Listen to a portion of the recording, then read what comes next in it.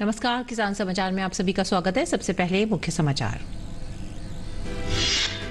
प्रधानमंत्री नरेंद्र मोदी ने प्रोजेक्ट चीता के तहत नामीबिया से आए 8 चीतों को उनके नए बसेरे कुनो नेशनल पार्क में छोड़ा। मौके को बताया ऐतिहासिक, कहा आजादी के अमृतकाल में भारत ने विलुप्त चीतों का पुनर्वास कर जैव विविधता की कड़ी को दोबारा से जोड़ा। पीएम मोदी ने मध्य प्रदेश के श्योपुर सेल्फ हेल्प ग्रुप सम्मेलन में भी भाग लिया।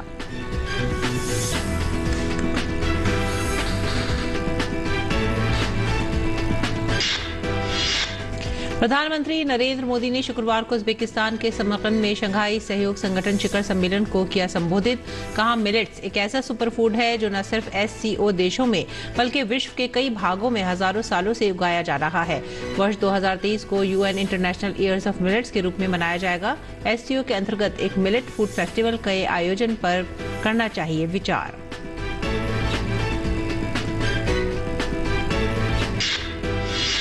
खाद्य और कृषि के लिए पादप आनुवांशिक संसाधनों पर अंतर्राष्ट्रीय संधि के शासी निकाय के 9वें सत्र की मेजबानी करेगा भारत।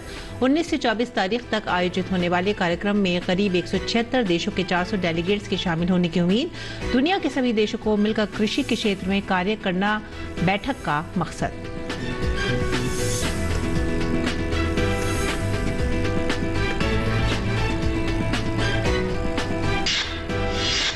मध्य प्रदेश के मुख्यमंत्री शिवराज सिंह चौहान ने मूंग और उड़द के उपार्जनकारियों के लिए जानकारी। प्रदेश में करीब 3.5 लाख मीट्रिक टन मूंग और उड़द की हो चुकी है खरीद।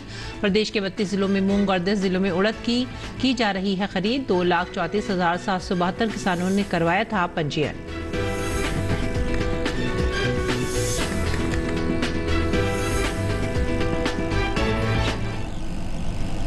मुख्य समाचार के बाद खबरें अब विस्तार से।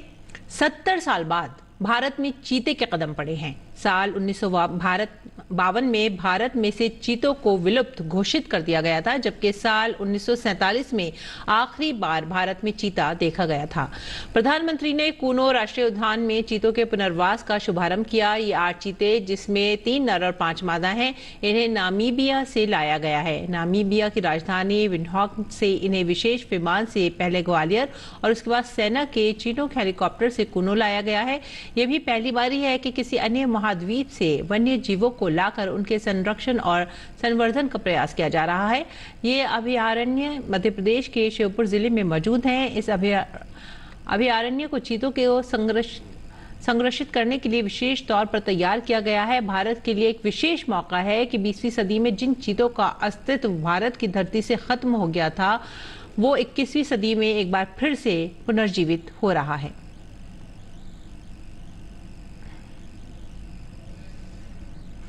मानवता के सामने ऐसे अवसर बहुत कम आते हैं जब समय का चक्र हमें अतीत को सुधार कर नए भविष्य के निर्माण का मौका देता है। आज सौभाग्य से हमारे सामने एक ऐसा ही क्षण है। दशकों पहले जैव विविधता की सदियों पुरानी जो कड़ी टूट गई थी, विलुप्त हो गई थी, आज हमें उसे फिर से जोड़ने का मौका मिला है। आज भारत की धरती पर चीता लौट आए हैं। प्रधानमंत्री ने नामीबिया और वहां की सरकार का धन्यवाद दिया। साथ ही प्रधानमंत्री ने कहा कि साल 1952 में भारत से चीते को विलुप्त घोषित किया गया था, लेकिन दुर्भाग्य है कि उसके बाद इनके पुनर्वास के लिए ईमानदार प्रयास नहीं हुए। खैर, अमृतकाल में ये सुअवसर आया है। ये दुर्भाग्य रहा कि हमने 1952 में चीतों को देश से विलुप्त तो घोषित कर दिया, लेकिन उनके पुनर्वास के लिए दशकों तक कोई सार्थक प्रयास नहीं हुआ। आज आजादी के अमृतकाल में अब देश नई ऊर्जा के साथ चीतों के पुनर्वास के लिए जुट गया है। और प्रधानमंत्री नरेंद्र मोदी मध्य प्रदेश के शिवपुर के कराहल में महिला स्व सहायता समूह यानी SHG सम्मेलन में भाग लिया। दीनदयाल अंत्योदय योजना राष्ट्रीय ग्रामीण आजीविका मिशन के तहत शिवपुर जिले के अंदर 57,000 महिलाएं कार्य कर रही हैं। आजीविका मिशन के तहत इन महिलाओं को प्रशिक्षण से लेकर ऋण तक की सुविधाएं उपलब्ध कराई जाती हैं, जिससे उनके जीवन स्तर में बड़ा बदलाव देखा जा सकता है। सम्मेलन में भाग लेने से पहले प्रधानमंत्री ने स्वयं सहायता समूह द्वारा आयोजित की गई प्रदर्शनी का अवलोकन भी किया। स्वयं सहायता समूह यानी SHG सम्मेलन में भाग लेने आई महिलाओं ने अपने अपने अनुभव साझा किए। मेरे मुंह की 7 दीदियां साल का 10 से 12 लाख रुपए समूह कमाता है। 1 लाख से ज्यादा मेरी दीदियों को साल भर की मजदूरी मिलती है।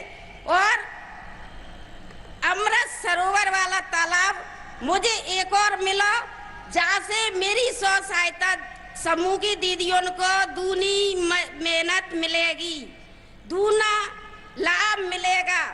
और सोपोर जिले की 48 लाख दीदियां, उनमें से 20,000 दीदियां ऐसी है कि वो पहले 500 रुपए को मोहताज होती थी। आज वो दीदियां ऐसी हैं कि 1 लाख रुपया सालूना का वो कमा रही हैं, बाहर मजदूरी करने नहीं जा रही। अपनी स्व सहायता आजीविका मिशन की गतिविधि से वो धन प्रधानमंत्री जी को धन और प्रधानमंत्री नरेंद्र मोदी ने शुक्रवार को शंघाई सहयोग संगठन की शिखर बैठक को संबोधित करते हुए कहा कि नागरिकों की खाद्य सुरक्षा सुनिश्चित करने के लिए मिलेट्स की खेती और इसके उपभोग को एक संभावित उपाय बताया। साथ ही उन्होंने कहा कि SCO 2023 में UN international year of millets को मनाने में बड़ी भूमिका निभा सकता है। विश्व आज एक और बड़ी चुनौती का सामना कर रहा है और यह है हमारे नागरिकों की खाद्य सुरक्षा सुनिश्चित करना। इस समस्या का एक संभावित समाधान है मिलेट्स की खेती और उपभोग को बढ़ावा देना। मिलेट्स एक ऐसा सुपर फूड है जो न सिर्फ SCO देशों में बल्कि विश्व के कई भागों में हजारों सालों से उगाया जा रहा है और खाद्य संकट से निपटने के लिए एक पारंपरिक, पोषक और कम लागत वाला विकल्प है। वर्ष 2023 को UN international year of millets के रूप में मनाया जाएगा। हमें SCO के अंतर्गत एक मिलेट फूड फेस्टिवल के आयोजन पर विचार करना चाहिए। प्रधानमंत्री मोदी ने कहा कि महामारी और यूक्रेन संकट के कारण वैश्विक आपूर्ति श्रृंखला में कई बाधाएं उत्पन्न हुई और SCO को हमारे क्षेत्र में विश्वस्त, लचीला और विविध आपूर्ति श्रृंखला विकसित करने के प्रयास करने चाहिए।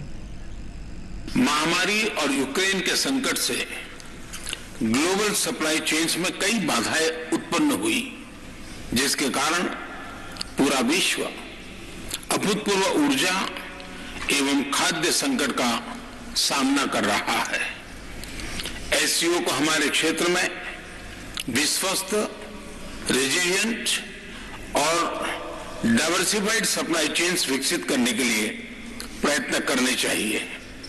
इसके लिए बेहतर कनेक्टिविटी की आवश्यकता तो होगी ही, साथ ही यह भी महत्वपूर्ण होगा कि हम सभी एक दूसरे को ट्रांजिट का पूरा अधिकार दें। भारत खाद्य और कृषि के लिए पादप आनुवांशिक संसाधनों पर अंतर्राष्ट्रीय संधि के शासी निकाय के नवे सत्र की मेजबानी करेगा। ये सत्र इस महीने की 19 से 24 तारीख तक आयोजित किया जाएगा, जिसमें करीब 176 देशों के 400 डेलीगेट्स के शामिल होने की उम्मीद है। इस बैठक का मकसद दुनिया के छोटे किसानों के अधिकारों का संरक्षण और जलवायु परिवर्तन की चुनौतियों को देखते हुए दुनिया के सभी देशों को मिलकर कृषि के क्षेत्र में कार्य करना है। नवंबर 2001 में संयुक्त राष्ट्र के खाद्य और कृषि संगठन के 31वें सत्र में रोम में ये संधि हुई थी और जून 2004 में इसे लागू किया गया था। किसानों की ये गवर्निंग बॉडी की 9वीं सत्र है और इसमें मुद्दे यही रहते हैं कि हर देश में जो जर्म प्लाजर है, जो बायोडाइवर्सिटी है फूड और एग्रीकल्चर का, इसको कैसे प्रिजर्व करा जाए, कंजर्व करा जाए, मेंटेन करा जाए और एक्सचेंज कैसे करा जाए, इसके लिए एक मल्टीलैटरल सिस्टम इसमें है, जिसमें वर्तमान 64 क्रॉप्स हैं और ये 64 क्रॉप्स इसमें ये निर्णय लिया जाता है कैसे एक्सचेंज होगा, इसका बेनिफिट शेयरिंग कैसे होगा, किसानों की राइट हम कैसे प्रोटेक्ट कर सकते हैं, ब्रीडर्स की राइट कैसे प्रोटेक्ट कर सकते हैं, और ये कन्वेंशन ऑन बायोलॉजिकल डाइवर्सिटी है उसके आधार पे ये करा गया है। अगली खबर, मुख्यमंत्री शिवराज सिंह चौहान ने अपने निवास पर बैठक लेकर प्रदेश में ग्रीष्मकालीन मूंग और उड़द के उपार्जन से संबंधित कार्यों की जानकारी ली। बताया गया कि प्रदेश में करीब 3.5 लाख मीट्रिक टन मूंग और उड़द की खरीद हो चुकी है। केंद्र सरकार द्वारा दिए गए लक्ष्य से अधिक उपार्जन किया जा चुका है। मुख्यमंत्री ने उपार्जन से जुड़े पहलुओं का विवरण प्राप्त किया। मुख्यमंत्री चौहान ने किसानों को उपार्जित फसल की राशि का भुगतान किए जाने की भी समीक्षा की। बताया गया कि प्रदेश के 32 जिलों में मूंग और 10 जिलों में उड़द की खरीद की जा रही है। प्रदेश में 2,34,772 किसानों ने पंजीयन करवाया था। अब तक 1,46,886 किसानों ने मूंग की फसल बेची है। केंद्र सरकार के निर्देशों के अनुसार प्रतिदिन प्रति कृषक 40 क्विंटल मात्रा का उपार्जन किया जा रहा है। अब तक 2,507 करोड़ 12 लाख रुपए की मूंग खरीद हो चुकी है। किसानों को समर्थन मूल्य पर बेची गई फसल के लिए 1,415 करोड़ 33 लाख रुपए की राशि का भुगतान किया जा चुका है। प्रदेश में इस वर्ष मूंग और उड़द के लिए 370 खरीदी केंद्र प्रारंभ किए गए हैं। प्रदेश में मूंग का पंजीकृत रकबा 6 लाख हेक्टेयर और उड़द का रकबा 10,000 हेक्टेयर से अधिक है। केंद्र सरकार से उपार्जन के लक्ष्य से करीब 70,000 मीट्रिक टन अधिक उपार्जन प्रदेश में किया जा चुका है। केंद्र सरकार द्वारा वर्ष 2022-23 में मूंग के लिए 2,75,645 मीट्रिक टन मूंग उपार्जन के लक्ष्य के मुकाबले मध्य प्रदेश में अब तक 3,44,622 मीट्रिक टन मूंग की खरीद की जा चुकी है। हरियाणा के कृषि एवं किसान कल्याण मंत्री जेपी दलाल ने कहा है कि हरियाणा और गुजरात ने मिलकर प्राकृतिक खेती अपनाने के लिए जो आदान प्रदान किया है उसे अभियान के रूप में अपनाकर प्रदेश भर में जन आंदोलन का रूप दिया जाएगा। उन्होंने कहा कि प्राकृतिक खेती देश के किसान के लिए जीवनदायिनी बन रही है। कृषि मंत्री ने कहा कि इससे उत्पन्न होने वाला अनाज, फल, सब्जी सभी उत्पाद लोगों के लिए बहुत ही लाभकारी हैं। उन्होंने कहा कि गुजरात सरकार ने प्राकृतिक खेती को अपनाने के लिए जो निर्णय लिया है वो काबिल तारीफ है और हरियाणा सरकार इसको लेकर बेहद गंभीर है। गुजरात के राज्यपाल ने प्राकृतिक खेती का बीड़ा उठाकर किसानों की आमदनी बढ़ाने का जो लक्ष्य दिया है, हरियाणा सरकार उसे हर संभव तरीके से पूरा करेगी।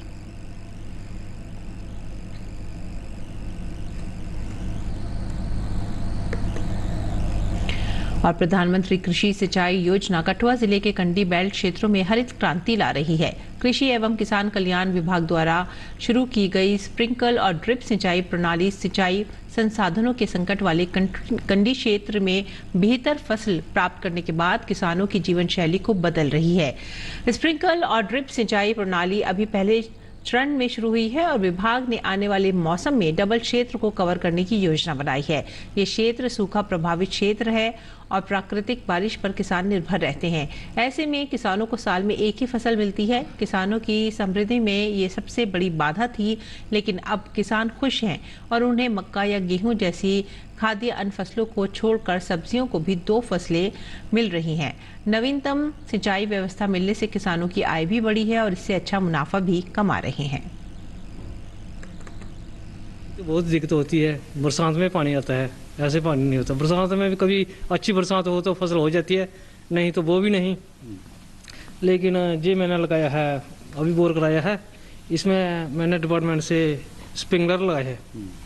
इससे हमें बहुत ज़्यादा फायदा हो रहा है। इससे पानी वेस्ट भी नहीं होता और पानी की बचत ज़्यादा होती है और रेंज ज़्यादा होती है। इससे पानी की शॉर्टेज पूरी हो जाती है स्प्रिंकलर से। ऐसे पानी देना तो ऐसे पानी बहुत ज़्यादा लगता है, इससे पानी इतना खर्च नहीं होता। ये सेंट्रल गवर्नमेंट की वजह से जो उन्होंने स्कीमें चलाई है, लोगों को इरिगेशन जो प्लांट लगा रहे हैं, उसकी वजह से ये हरियाली दिखाई दे रही है। और पहले से हमारी जो इनकम है वो अब दुगनी हो गया इसकी वजह से। नहीं तो आज तक ये बेलें सूख जाती थी और पानी की वजह से ड्रिप सिस्टम जो लगा उसकी वजह से हमारी जो फसल अब तक हरी है और हमें इसका अच्छा लाभ हो रहा है। दवाई कितनी? पानी जो है वो बस ड्रिप सिस्टम में जाता है, जहाँ एक बाल्टी की ज़रूरत है वहाँ ये बूंद बूंद पड़ता है, उसकी ज़्यादा पानी वेस्ट भी नहीं होता और उसको फ़ायदा भी होता है सब्जी को। मुख्य कृषि अधिकारी कठुआ संजीव राय ने बताया कि योजनाओं के तहत लगभग 30 से 40 हेक्टेयर क्षेत्र को कवर किया गया है और 25 किसानों को 55% की सब्सिडी के साथ स्प्रिंकल और ड्रिप इरिगेशन की स्थापना दी गई है और बोरवेल और लेआउट स्प्रिंकल सिंचाई पाइप को खेत में स्थापित किया गया है। कंडी एरिया में पानी की समस्या होने के कारण इससे पहले काफ़ी कम प्रोडक्शन और प्रोडक्टिविटी थी। प्रधानमंत्री कृषि सिंचाई योजना के तहत हमने इस एरिया पे फोकस किया और जैसा कि प्रधानमंत्री जी का सपना है और इस स्कीम की PMKSY का मैंडेट है फार्म प्रोडक्टिविटी को बढ़ाना और ज़्यादा से ज़्यादा एरिया को एश्योर्ड इरिगेशन में लाना। इसमें हमने ड्रिप इरिगेशन और स्प्रिंकलर का सहारा लिया और तकरीबन हमने इस साल 20 से 25 हेक्टेयर एरिया जो है 2-3 गांव में कवर करके उसको ग्रीन कर दिया है। और अब बात करते हैं मंडी भाव की। आइए देखते हैं क्या रहा देश भर में मंडियों में भाव।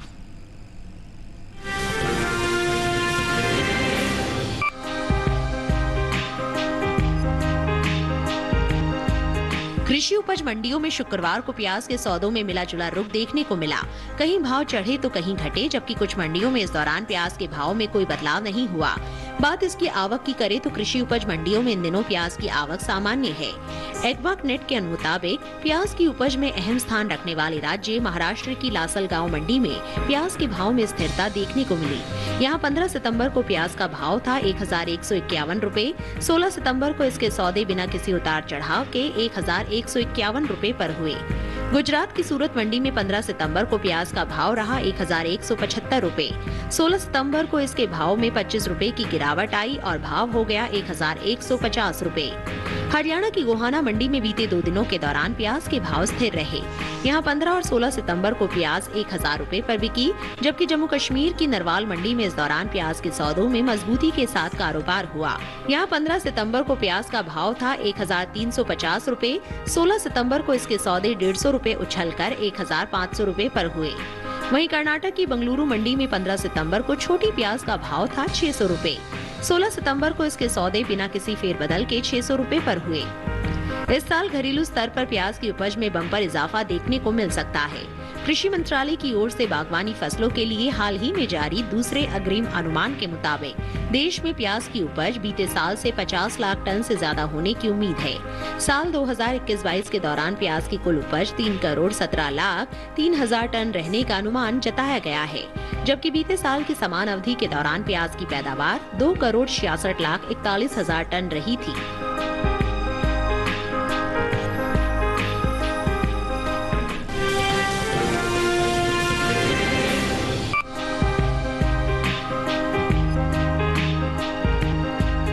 कृषि उपज मंडियों में इन दिनों सेब की आवक सामान्य है। शुक्रवार ज्यादातर मंडियों में सेब के सौदों में मिला जुला रुख देखने को मिला। कई मंडियों में भाव स्थिर रहे, जबकि कुछ मंडियों में इस दौरान सेब के सौदे उठापटक के साथ हुए।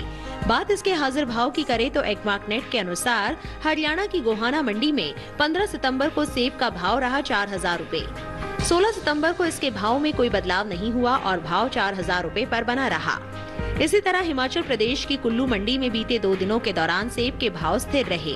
यहाँ 15 और 16 सितंबर को सेब 2500 रुपए पर बिका, जबकि जम्मू कश्मीर की नरवाल मंडी में इस दौरान सेब के सौदों में मजबूती के साथ कारोबार हुआ।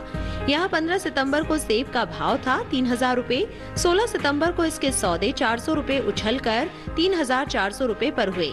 वहीं महाराष्ट्र की फ्रूट मार्केट मंडी में 15 सितंबर को सेब का भाव रहा 11500 रुपए। 16 सितंबर को इसके सौदों में कोई फेरबदल नहीं हुआ और भाव 11500 रुपए पर बना रहा। हालांकि राजस्थान की जोधपुर मंडी में सेब के भाव में नरमी देखने को मिली। यहाँ 15 सितंबर को सेब का भाव था 4500 रुपए। 16 सितंबर को इसके भाव में 500 रुपए की गिरावट आई और भाव 4000 रुपए पर आ गया।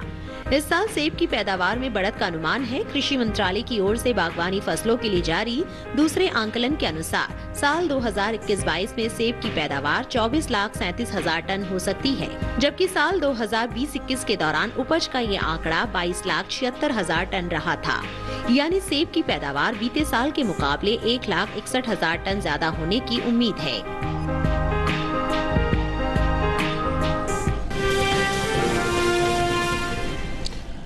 और मंडी भाव के बाद आइए अब बात करते हैं मौसमी खेती की। देखते हैं किसान इस मौसम में कैसे रखें अपने खेतों का ध्यान।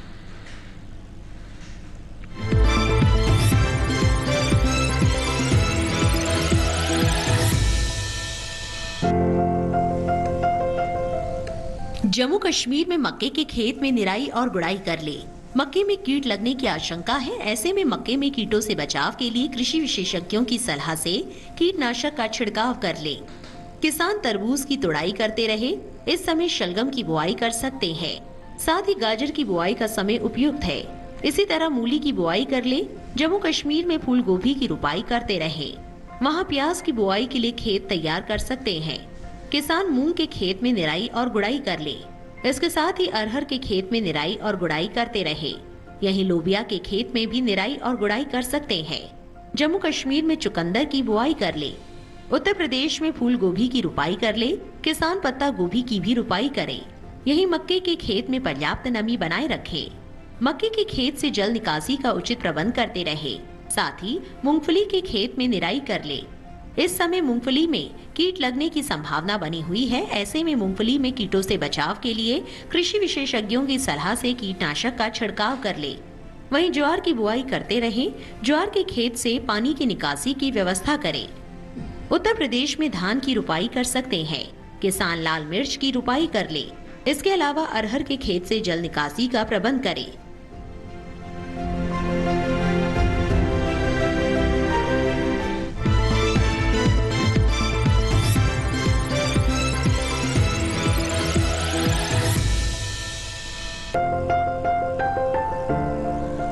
अच्छी पैदावार के लिए बेहतर किस्मों का चुनाव करना चाहिए। हरी मिर्च की पूसा सदाबहार एक उन्नत किस्म है। इस किस्म की बुआई पूरे भारत में की जा सकती है। बुआई के बाद आप 1 हेक्टेयर से 95 क्विंटल पैदावार ले सकते हैं। हरी मिर्च की इस किस्म के पौधे सीधे होते हैं और उनकी ऊंचाई 60 से 80 सेंटीमीटर तक होती है। इस किस्म में मिर्च की लंबाई 6 से 8 सेंटीमीटर होती है और एक गुच्छे में 6 से लेकर 14 मिर्च लग सकती हैं। हरी मिर्च की पूसा सदाबहार किस्म रोपाई के 75 से 80 दिनों बाद तैयार हो जाती है। हरी मिर्च की बुआई के लिए 1 से 1.5 किलो बीज ले। बीजों की इतनी मात्रा 1 हेक्टेयर खेत के लिए काफी रहेगी। बुआई करते समय कतार से कतार की दूरी 45 से 60 सेंटीमीटर और पौध से पौध का फासला 30 से 45 सेंटीमीटर रखें। बुआई के तुरंत बाद पहली सिंचाई कर दें। इस समय 10 से 12 दिनों के अंतराल पर फसल में सिंचाई करें, जबकि गर्मी के मौसम में हर 7वें दिन फसल में सिंचाई करना अच्छा रहता है। फसल में खरपतवार नियंत्रण के लिए समय समय पर खुरपी से निराई गुड़ाई करें। हरी मिर्च में आर्द्र गलन रोग होने का खतरा बना रहता है। इसके अलावा थ्रिप्स और माहू कीट भी लग सकता है। हरी मिर्च की फसल को रोगों से बचाने के लिए विशेषज्ञों की सलाह लेते रहें। ध्यान रखें कि दवा का छिड़काव संबंधित विशेषज्ञ की सलाह से सिर्फ प्रभावित जगह पर ही करना है।